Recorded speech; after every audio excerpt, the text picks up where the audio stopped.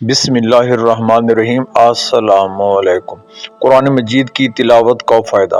سنن ابی داؤد میں حدیث مبارک ہے کہ ام المومنین حضرت عائشہ صدیقہ رضی اللہ تعالیٰ عنہ نبی اکرم صلی اللہ علیہ وآلہ وسلم سے روایت کرتی ہیں کہ آپ صلی اللہ علیہ وآلہ وسلم نے ارشاد فرمایا، جو شخص قرآن پڑھتا ہو اور اس میں ماہر ہو تو بڑی عزت والے فرشتوں اور پیغمبروں کے ساتھ ہوگا، اور جو شخص اٹک اٹک کر پریشانی کے ساتھ پڑھے تو اسے دوہرا ثواب ملے گا۔ سبحان اللہ۔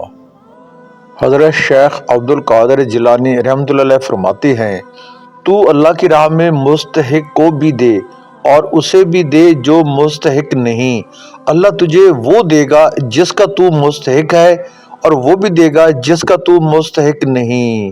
اللہ اکبر۔ Please subscribe my YouTube channel Rana Vahid ji.